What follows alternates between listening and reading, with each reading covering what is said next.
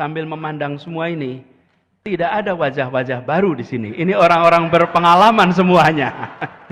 Iya, Pak Amin Rais, Pak MS Kaban, Bang Sabri Saiman, dan semuanya ada di sini. Semuanya adalah orang-orang berpengalaman, casingnya yang baru di sini. Ya, tapi semuanya punya rekam jejak perjuangan. Bukan datang tanpa rekam jejak. Dan itu yang kita ingin tawarkan ke depan. Tapi sekalian, banyak dari kita bicara tentang masa depan, menyampaikan gagasan, menyampaikan visi dan misi. Itu baik, itu perlu. Supaya kita tahu apa yang direncanakan untuk masa depan Republik ini. Tetapi, misi, visi, sehebat apapun, dia tidak kredibel bila tidak ditopang dengan rekam jejak perjuangan yang ada. Karena apa yang disampaikan sebagai visi, misi ini adalah imajinasi. Imajinasi tentang masa depan, apa yang mau dikerjakan besok. Tapi itu hanya bisa dilaksanakan bila kita melihat siapa yang bersiap menyelenggarakannya. Siapa yang membawa rekam jejak yang bisa membuktikan bahwa rencana itu bisa dilaksanakan. Misi itu bisa dilaksanakan. Visi itu insya Allah bisa jadi kenyataan.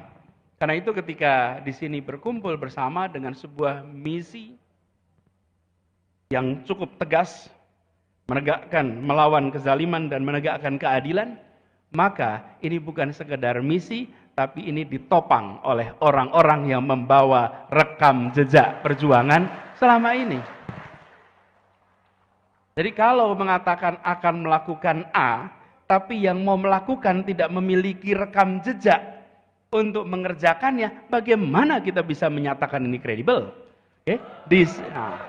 Karena itulah yang perlu didorong adalah justru menjelaskan bahwa yang membawa misi ini, yang mengemban misi ini adalah mereka-mereka yang memiliki rekam jejak yang kredibel.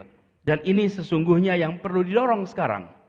Banyak di antara kita hanya membandingkan rencana. Rencana bisa dibuat seindah mungkin, tapi rencana itu adalah imajinasi. Itu adalah khayalan soal masa depan. Tetapi rekam jejak bukan khayalan. Rekam jejak adalah kenyataan. Itu yang membedakan.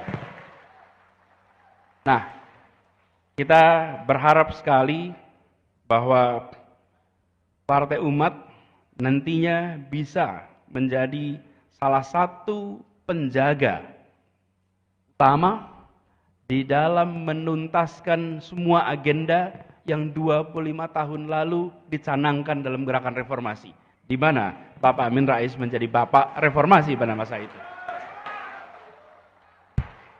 Persis 25 tahun kemudian, tahun ini kita memasuki sebuah fase di mana demokratisasi dan 5 agenda reformasi yang diungkap di tahun 98 harus dikalibrasi hari ini.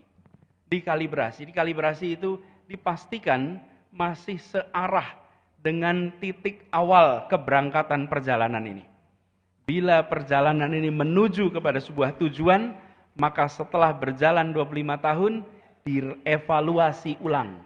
Apakah rute yang ditempuh selama ini adalah rute yang direncanakan 25 tahun yang akan datang. Dan saya yakin insya Allah Partai Umat akan bisa mengawal agenda itu ke depan. Dan ini juga yang sesungguhnya menjadi gagasan utama yang dibawa selama ini. Kami mendapatkan amanat untuk bertugas di Jakarta 5 tahun terakhir. Dan ketika bertugas di Jakarta, maka agenda utama yang dibawa adalah bagaimana negara bisa menghadirkan keadilan sosial bagi seluruh rakyat Indonesia. Begitu hadir keadilan sosial, dari situ turunannya banyak. Dari keadilan itu kita akan bisa merasakan persatuan. Mengapa muncul persatuan? Karena ada perasaan kebersamaan di mana rasa keadilan itu muncul. Ini bukan sebuah statement yang hanya dimunculkan dalam retorik. Ini dimunculkan di dalam proses teknokrasi, proses menjalankan pemerintahan. Semua aspek dicocokkan dengan satu kalimat, keadilan sosial. Satu kalimat itu saja. Dicocokkan. Dan begitu itu diterjemahkan, apa yang terjadi? Yang terjadi kemudian terjadi perubahan-perubahan untuk bisa menjawab kebutuhan keadilan sosial. Ini yang hari ini kita butuhkan. Ketika kita bicara pertumbuhan perekonomian misalnya, maka kita bicara pertumbuhan perekonomian yang berkualitas. Berkualitas itu ditandai dengan apa? Ditandai dengan adanya jangkauan pada semua. Semakin merata, maka semakin berkualitas. Semakin tidak merata, semakin tidak berkualitas. Kita bukan membutuhkan angkanya, tapi kita membutuhkan kenyataan pemerataannya. Dan ini yang harus menjadi agenda ke depan. Kalimat itu nampaknya sederhana, tapi bila itu berhenti di dalam pidato, berhenti di dalam upacara, maka masyarakat tidak akan merasakan buahnya demokrasi. Tapi bila itu diwujudkan di dalam proses teknokrasi, proses pemerintahan, maka rakyat akan merasakan terjadi perubahan lewat demokrasi. Ini yang harus kita bawa ke depan. Dan kita menyaksikan bahwa perjalanan selama beberapa dekade ini, arah dari kebijakan kita seringkali tidak menempatkan prinsip keadilan sosial sebagai prinsip prioritas di dalam pengambilan keputusan. Di sektor apapun, kalau kita perhatikan, keadilan sosial tidak menjadi prioritas utama. Dia diungkapkan, dia dikatakan, tapi dia tidak dijadikan praktek keseharian. Ini yang sudah harus menjadi agenda ke depan. Jadi, membaca moto Partai Umat, saya menyaksikan insya Allah perjuangan dari mereka-mereka yang punya rekam jejak ini akan mempercepat hadirnya keadilan di Indonesia. Dan ini juga yang kemudian menjadi PR bagi semuanya.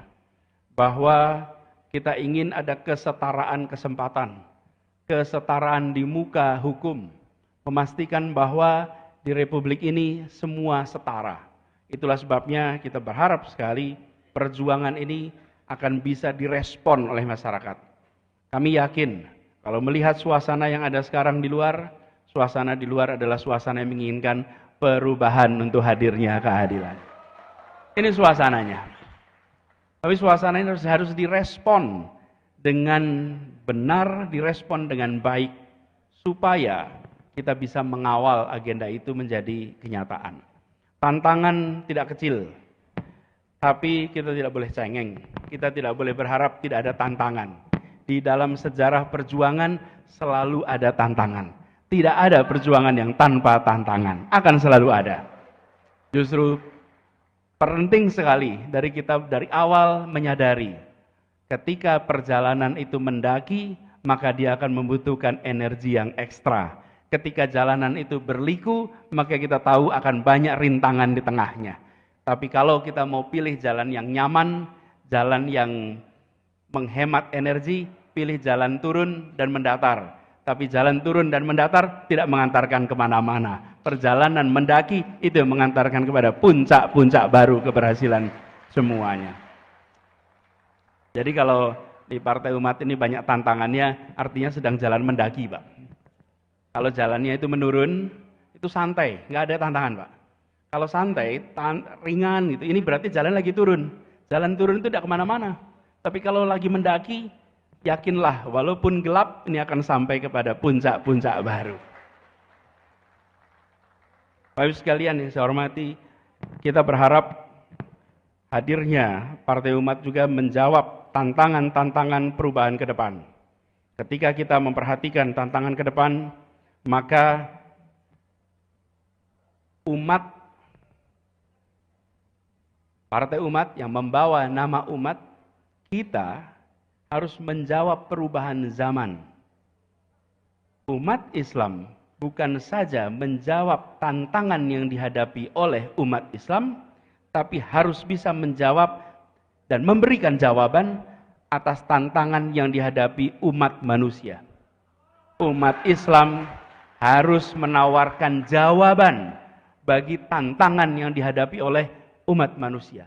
Kebanyakan kita menghabiskan energi, hanya memikirkan bagaimana menjawab tantangan umat Islam. Itu penting dan tidak dilupakan.